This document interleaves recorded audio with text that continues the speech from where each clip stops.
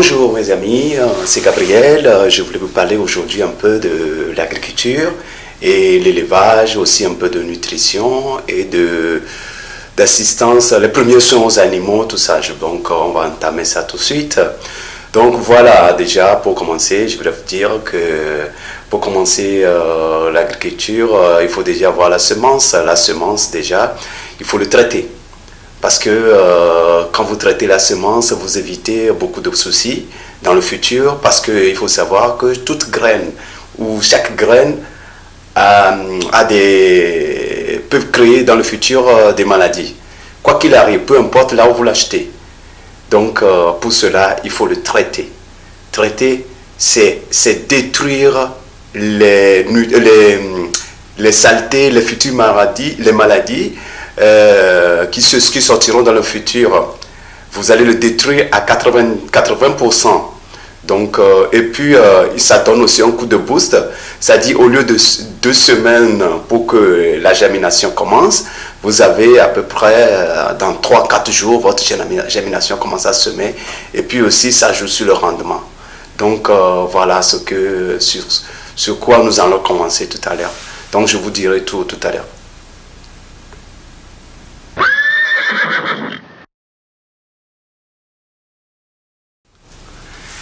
Bon, voilà, je vais vous apprendre comment faire le traitement de semences.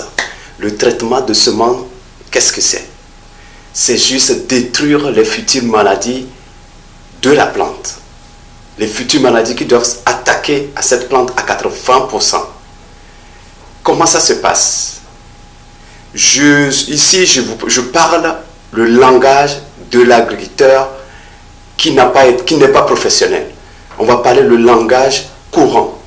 Voilà.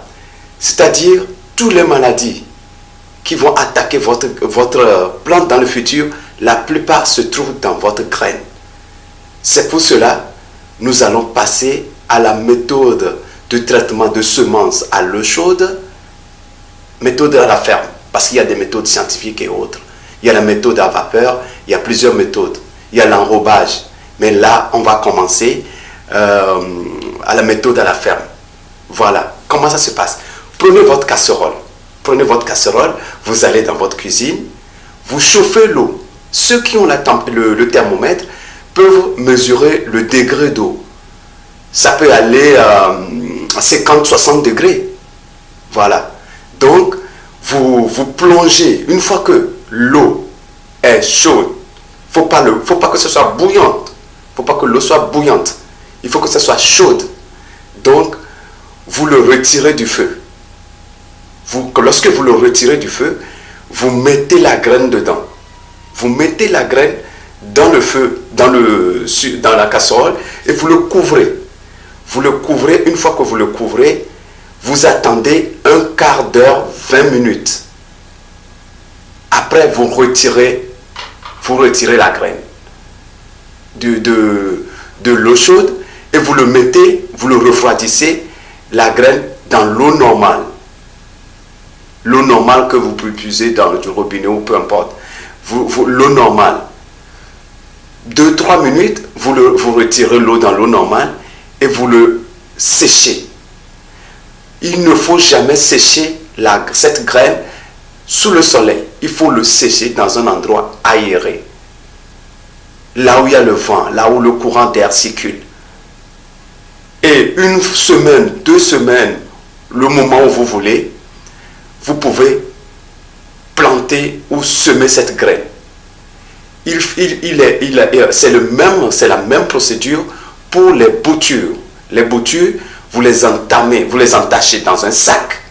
Vous coupez les boutures, vous mettez dans un sac et vous plongez soit dans un tonneau où vous mettez de l'eau chaude dedans et vous l'enfermez. Une fois que vous retirez, dans le même temps, ça fait 15 minutes ou 20 minutes, vous retirez la bouture et vous le séchez aussi. Vous le passez dans l'eau normale pour le refroidir un peu la température et puis le sécher dans un endroit aéré. C'est simple comme bonjour. Nous l'avons appliqué, nous l'avons testé dans la plupart des terrains africains et même testé même en Europe ici.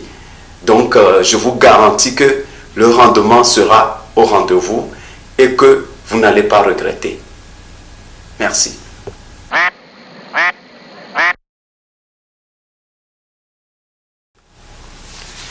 Là, je vais vous parler des graines qui sont tout petits, les graines de tomates, les graines de piment. Voilà, ceux qui n'ont pas confiance, qui ont certaines inquiétudes, comment faire? Pour ces petites graines, vous le mettez dans un sachet plastique transparent. Vous mettez ça, vous le plongez dans l'eau chaude, couvert, un quart d'heure, 20 minutes, et vous retirez la graine.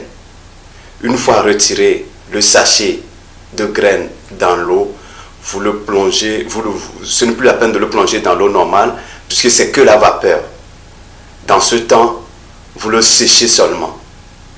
Vous séchez cette graine, vous ouvrez le sachet et vous séchez cette graine dans un endroit aéré. Et une semaine après, vous plantez, une semaine comme vous voulez. Après une semaine déjà, vous plantez cette graine ou vous semez cette graine. Donc voilà.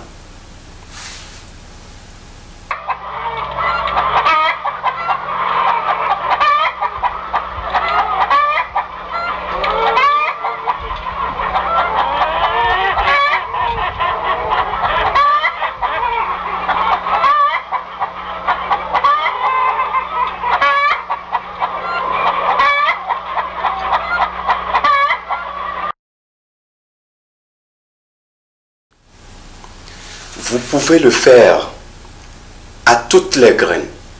À toutes les graines, vous pouvez le faire. Même les pépiniéristes, ceux qui font des pépinières, les arbustes, vous pouvez le traiter à l'eau chaude. Vous pouvez le traiter à l'eau chaude. Ça évite des maladies. On a traité les boutures de manioc. On l'a fait au Bénin, au Nigeria et dans d'autres pays africains. Les boutures de manioc, le rendement a été mieux que ceux qui n'ont pas été traités. Les feuillages ont été mieux développés et les boutures traitées de manioc ont vite poussé par rapport aux boutures de manioc non traitées. Donc, par conséquent, pour évoluer dans l'agriculture, nous devons changer de méthode. Nous devons rentrer dans l'histoire. Nous devons montrer qu'on est capable. Sortir de l'archaïsme.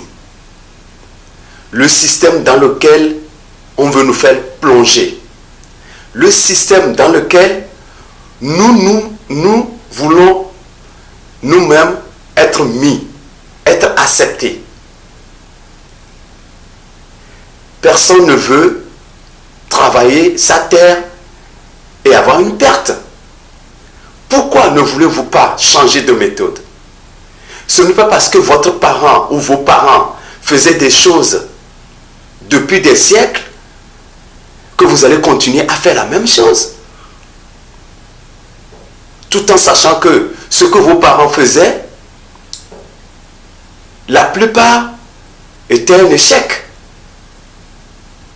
Donc, pourquoi ne pas changer ou essayer autre méthode? C'est le moins qu'on puisse dire. Parce que changer de méthode, vous ouvrirez les yeux. Vous verrez mieux. Ne soyez pas aveugles. Avançons sur de bons chemins. Je sais que beaucoup, aujourd'hui et actuellement, sont dans ce sillon qui nous mènera vers la victoire. Cette victoire, c'est le développement de l'Afrique. Cette victoire, c'est le développement de l'agriculture africaine. Donc, je vous invite à participer à cet renouveau de l'agriculture. Cet renouveau, que je puisse vous dire, ne viendra que de vous. Vous devez vous sacrifier, participer, se donner à fond. Seuls ceux qui se donneront à fond seront les meilleurs. Ce ne sera pas de l'amusement. Ce sera de la sueur. Ce n'est pas de la peur, mais c'est de la vérité. Il faut l'accepter. Je sais que vous n'avez pas de machine, mais on est nombreux. On a la force, on a les bras, on a la tête. Pourquoi ne pas utiliser nos bras? Voilà. Aujourd'hui, compte tenu du manque de rendement, beaucoup sont devenus des conducteurs de taxi-moto et beaucoup ont vendu leur terrain et se sont rendus dans les villes pour s'entasser dans des ghettos qui ne leur apportent rien. Et pourtant, ces gens pourront être des riches s'ils avaient des moyens que nous avons, que nous disposons aujourd'hui pour développer la terre. Donc, j'appelle ces gens-là qui veulent essayer à avoir un pied dans la terre à retourner au bercail. Retourner au bercail, c'est retrouver ses roues, c'est retrouver ses dabas, c'est retrouver ses machettes, c'est retrouver ses coupes-coupes, c'est retrouver sa famille et c'est retrouver sa dignité. Nous devons produire, mais nous devons savoir comment produire. Quel est notre meilleur moyen? Que voulons-nous pour nous-mêmes et non pas produire pour les autres? Nous devons produire pour nous-mêmes ce que nous consommons. Déjà. Mais ceux qui veulent de l'argent peuvent produire pour les autres, pour exporter, tout en sachant que l'argent qu'ils récolteront, cet argent-là, sera dépensé pour acheter ce qu'ils n'ont pas produit pour eux-mêmes. Est-ce que c'est un bon choix? Il faut y penser. Tu vas devenir riche, mais l'argent que tu trouveras sera dépensé dans ce que tu n'as pas. Donc c'est un choix. Chacun n'a qu'à penser à sa manière et de choisir. Mais je vous exhorte quand même à penser autrement. Vraiment penser autrement pour que nous puissions avancer ensemble dans le domaine de l'agriculture, de l'élevage. Tout ce que nous faisons, c'est d'apprendre à tout un chacun à s'occuper de ces champs, de ces terrains, et même de s'occuper de ces animaux. Vous serez le vétérinaire à prodiguer les premiers soins à vos animaux avant que le vétérinaire n'arrivera. Parce que seul vous êtes témoin, vous êtes seul. C'est vous seul qui voyez vos animaux. C'est vous qui les connaissez. C'est vous qui les voyez tous les jours et non pas le vétérinaire. Donc, qui est le mieux même à apporter les premiers soins à vos animaux? Il n'y a que vous. Donc, sachez que à partir de maintenant, je vous donnerai des tuyaux pour donner les premiers soins à vos animaux avant que s'il est nécessaire d'appeler le vétérinaire. Ça fait un moment que nous travaillons ensemble. Vous savez déjà tout ce que je vous ai montré. Vous les avez essayés, vous les avez testés. Et vous avez le rendement au bout. Donc, n'hésitez pas à aller au fond de ce que vous aimez. Il ne faut pas qu'on vous dissuade. il ne faut pas qu'on vous décourage. Personne ne peut arrêter un mouvement en marche. Nous, notre sujet n'est pas politique. On ne fait pas de la politique, ni la religion, car ces deux choses ne sèment que du désordre. Nous ne voulons pas du désordre. C'est pour cela on se lance sur l'agriculture et l'élevage. Car le futur de l'Afrique, c'est dans ces deux domaines. Nous ne laissons pas nos terres à d'autres pour venir s'accaparer. Et bien même qu'ils s'accaparent de nos terres, ils vont nous les détruire, nous les polluer. Et après, ils nous les laisseront. Et c'est vos enfants qui seront malades après. Et vous n'aurez pas les moyens de pouvoir les soigner. Mais je ne vous interdis pas de les vendre si vous n'avez pas les moyens. Mais je vous conseille plutôt de les garder. Parce que dans notre groupe, tout le monde est libre de penser à ce qui est bien pour lui et à sa famille. Merci.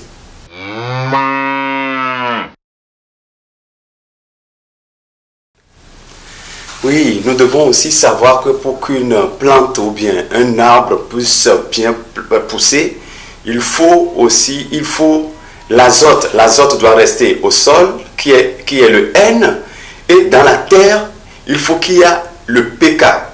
Le PK et le potassium et le phosphore. Le phosphore et le potassium doivent rester dans la terre. Voilà. Ce qui est le PK doit rester dans la terre. Et le N en hauteur. Voilà, sur la terre.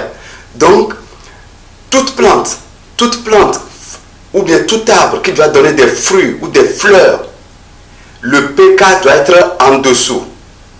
Le PK, c'est le sang de l'arbre, c'est le sang de la plante qui doit suivre la plante durant sa croissance. C'est ça qui... Le PK, c'est les deux qui vont donner le goût, la santé, la grosseur du fruit, la beauté, tout ça. C'est le PK son rôle. Donc lui, c'est comme le sang de la plante. Il doit être proche des racines. Proche des racines. Voilà. Et le N, c'est l'azote, c'est sur terre. Ça doit rester sur le sol.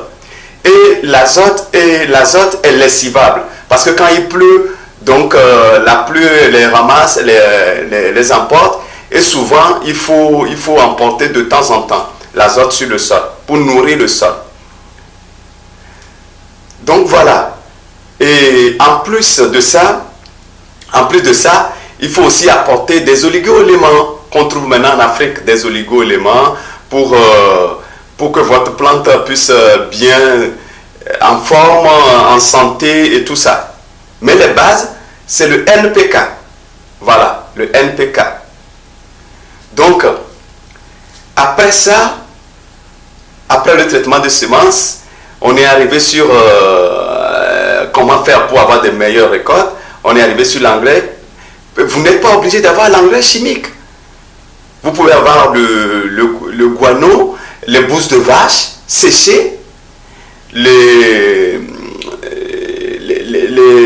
déchets de pigeons, de volailles. Voilà, vous pouvez les avoir aussi. Et puis l'ortie, avec l'ortie vous pouvez fabriquer l'engrais. J'ai montré en Afrique ce que c'est que l'ortie. Je les ai montré, surtout l'Afrique subsaharienne, ce que c'est que l'ortie, comment faire, qu'est-ce qu'on peut faire avec, et toute la méthodologie de l'ortie. Donc pour aider les plantes, la croissance, l'engrais, on peut même servir de désherbant des fois. Donc voilà les choses.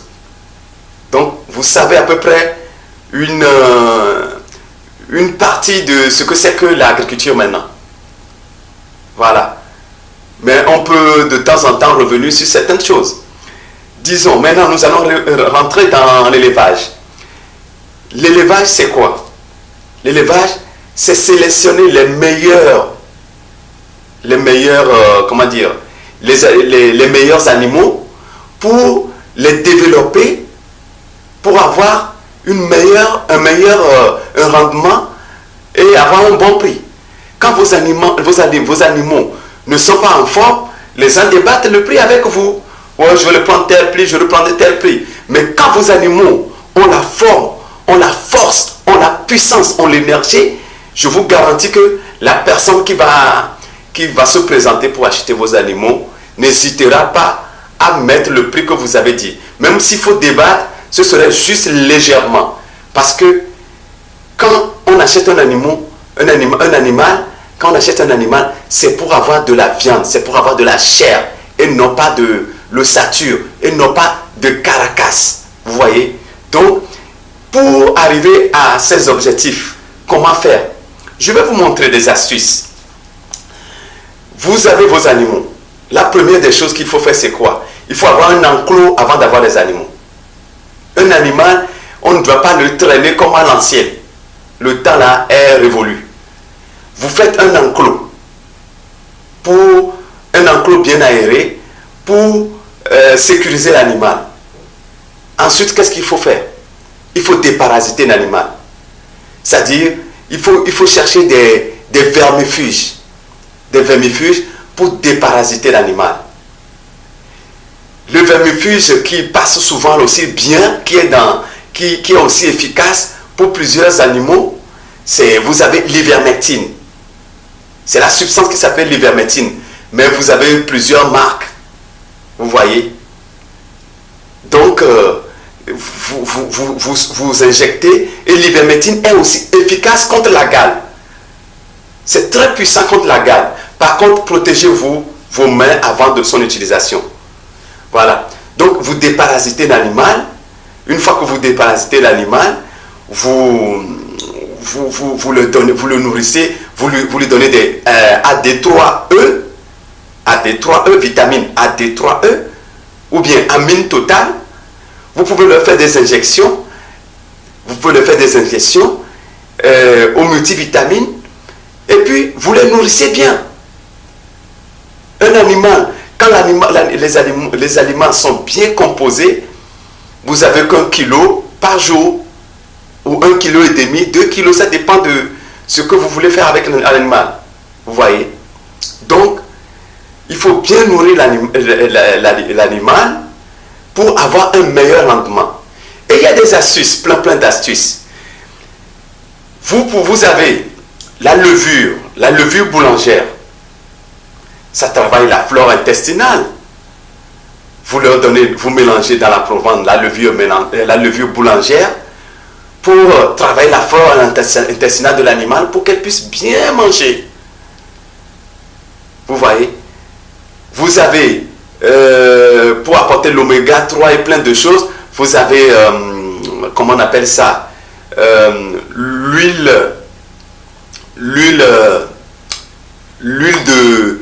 Vous avez plein d'huile que vous pouvez aussi ajouter à la provence. Et en plus de ça, vous avez l'huile de poisson aussi. L'huile de poisson, c'est aussi mieux pour apporter l'énergie à vos animaux. Vous voyez? Donc, il serait bien de prendre soin de vos animaux pour tirer les meilleurs rendements. Avec les gens avec qui je travaille, ils ont eu leurs résultats. En plus, ce n'est pas un coût exorbitant. Vous voyez? Vous avez des l'ortie que vous pouvez nourrir même avec l'ortie. C'est rempli de protéines, c'est rempli de vitamines. Vous avez l'amarante. Qui est une plante qui pousse un peu partout, même sauvage. Vous avez du pissenlit. Vous voyez? Vous avez d'autres plantes qui peuvent apporter beaucoup de vitamines à vos animaux. Ça ne mérite pas beaucoup à dépenser. Vous voyez? C'est juste une question de volonté. C'est du volontariat. Voilà, en cas de problème, qu'est-ce qu'il faut faire? Quelles sont les précautions à prendre? Qu'est-ce qu'il faut faire avant, en cas de problème? En cas de problème, comme tu n'es pas vétérinaire, il faudra essayer de sauver l'animal avant que le vétérinaire arrive. La première des choses qu'il faut faire, le charbon.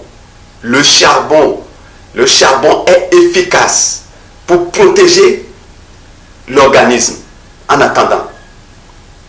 Et le charbon participe aussi au moment de la diarrhée à protéger l'animal.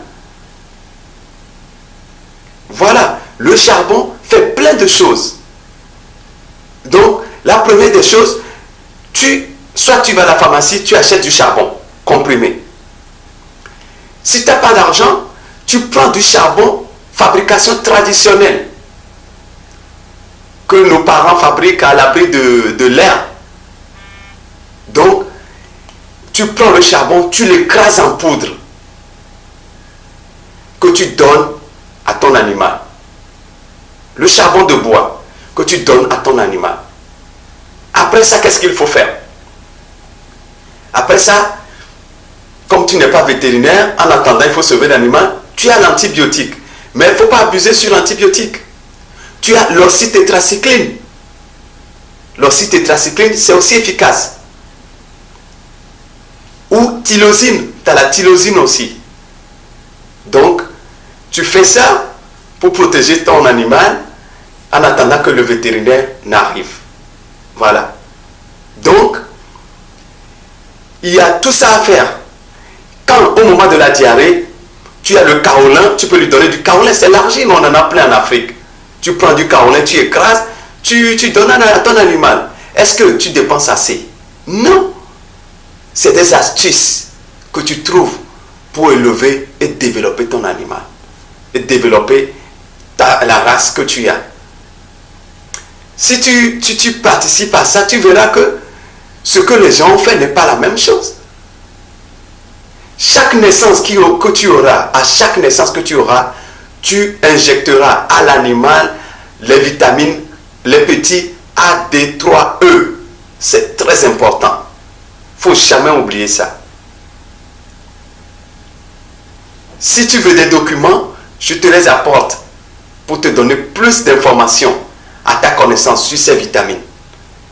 Parce que dans cette vidéo, je ne peux pas tout expliquer. Il y a tant de choses que tu dois savoir. Le problème qui se passe en Afrique, pourquoi on est en retard? Il n'y a pas de bibliothèque dans ce domaine agricole. Je me présente pour vous apporter cette documentation en PDF pour que tu puisses savoir, même sans aller à l'école, tu es prêt à affronter le défi des années à venir. Je compte sur vous pour changer l'Afrique. Je compte sur vous pour évoluer les choses, pour améliorer la vie des citoyens, la vie de la nation africaine. Ne restez pas les bras croisés sans rien faire. Le monde évolue, le monde est devenu un village. Et nous sommes prêts à consacrer notre vie aussi pour la poursuite de l'évolution.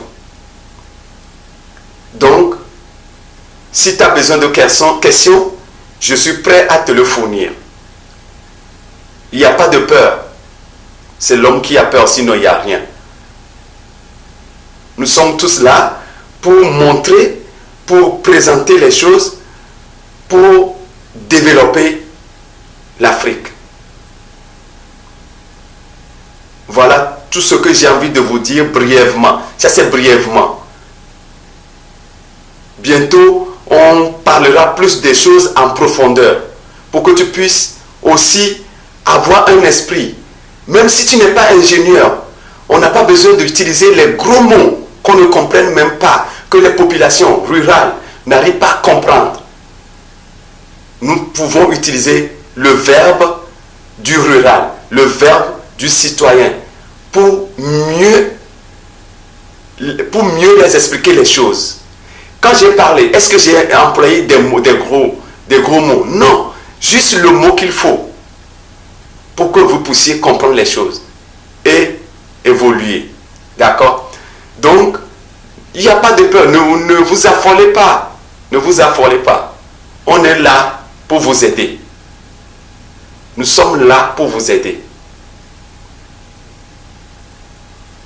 Parce que quand on a des frères, il faut compter sur des frères. Voilà. Je n'ai pas d'argent à vous donner, mais j'ai la sagesse. J'ai pas autant de reconnaissance, mais j'ai le peu que je peux vous donner. J'ai le peu que je peux partager avec vous. Et aussi en tirer aussi de vous. Parce que notre action, c'est une action de partage. Nous sommes là que pour partager nos connaissances. Voilà. Merci et courage. Je sais que le travail ne sera pas facile, mais on ira à fond comme des légionnaires. Merci.